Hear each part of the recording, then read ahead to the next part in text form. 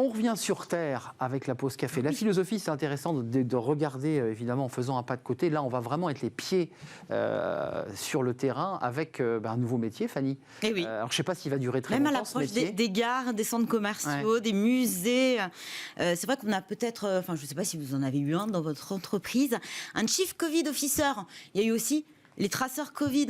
Eh bien, j'ai trouvé un nouveau métier, et vous le connaissez aussi, que la pandémie a fait naître, celui de contrôleur de passe sanitaire. Alors, c'est vrai que depuis l'entrée en vigueur de ce fameux passe qui conditionne l'accès à certains lieux, condition le parcours vaccinal complet ou un test négatif, eh bien, beaucoup d'entreprises ont dû embaucher du personnel supplémentaire pour vérifier le sésame de leurs clients ou visiteurs. Un nouveau besoin et donc un nouveau métier qui recrute à tour de bras. Résultat, les offres d'emploi fleurissent sur les sites d'intérim et de recrutement. On aura une entreprise peut-être qui viendra dans Smart Recrutement nous Très présenter vite, ces recrutements. On a parlé des trains, il y a la sécurité en première ligne. Notamment, mais c'est vrai que, globalement, depuis le 21 juillet, il faut montrer patte blanche ou plutôt QR code vert pour se faire une toile, une expo. Prendre un verre en terrasse, monter dans un train, entrer dans un hôpital, c'est depuis le 9 août. Parfois aussi, pour faire son shopping dans un grand magasin.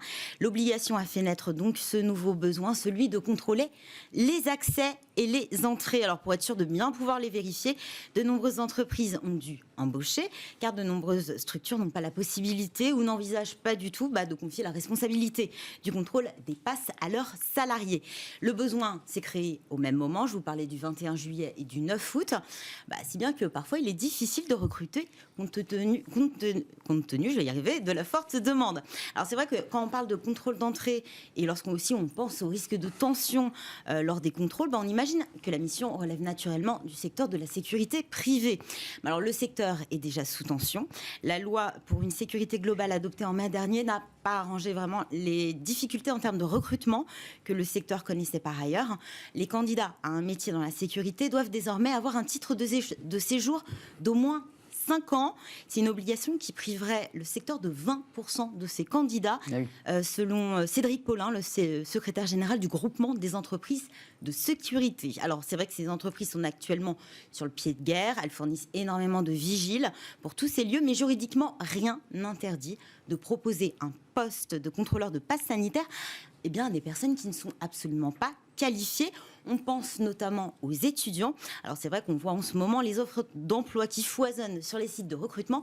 Je suis allée faire un tour ce matin même sur le site de Pôle emploi où on peut trouver une 50aine d'offres sur le site aux 4 coins de la France. Alors, salaire qui est salaire peut postuler oui. Déjà. Bon, là vous avez déjà éliminé 18 ans. Oui. Il faut être soi-même. Ça semble logique, détenteur du pass sanitaire. Puis il faut faire preuve également un petit peu de pédagogie. Alors il faut savoir que la mission peut être délicate avec des clients qui peuvent être surpris ou agacés, pour ne pas dire énervés, de se faire refouler faute de passe valide. Plus que des compétences, ce sont donc des soft skills qui peuvent faire la différence au moment du recrutement. L'agence Région Job a d'ailleurs édité une liste des qualités à mettre en avant au moment de postuler. Globalement, il faut être plutôt calme, être à l'aise avec le public. On doit faire part de patience, d'empathie, de sang-froid. Il faut être ponctuel, bien sûr, aimer travailler en équipe, avoir de bonnes qualités relationnelles. Il faut être patient, résistant, avec un goût pour le contact et les relations humaine, voilà qui est dit. En tout cas, de la patience et de la résistance, il se pourrait effectivement que les candidats en aient bien besoin. Les entreprises cherchent avant tout des personnes qui vont accueillir du public, de la clientèle.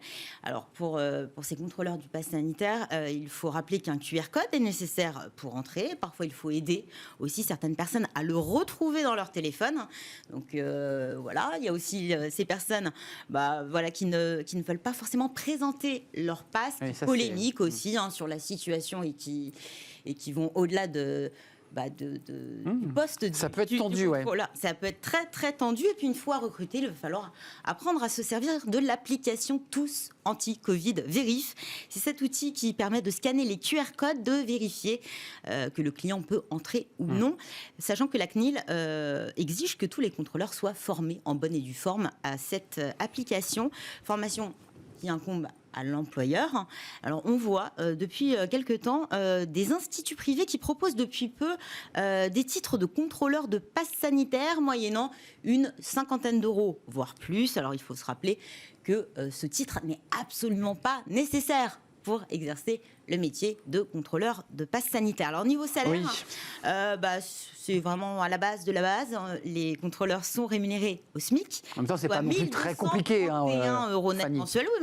Est-ce qu'il y a une prime de risque? Je ne sais pas, mais il faudrait y penser. Et Martiaux demandait 8 € et 12 centimes net de l'heure. La question qu'on se pose, c'est effectivement, est-ce que ce métier est amené à disparaître aussi vite qu'il a été créé? L'avenir nous le dira, mais effectivement, c'est surtout savoir quand est-ce que le pass sanitaire prendra fin. Pour l'instant, sur les sites de Pôle emploi, on voit surtout des CDD d'1 à 3 mois à temps partiel ou à temps plein. J'imagine d'ores et déjà que ces CDD seront potentiellement renouvelables. Oui, ce serait un mauvais signal de voir des CDI, puisque ça voudrait dire que le Covid est là pour...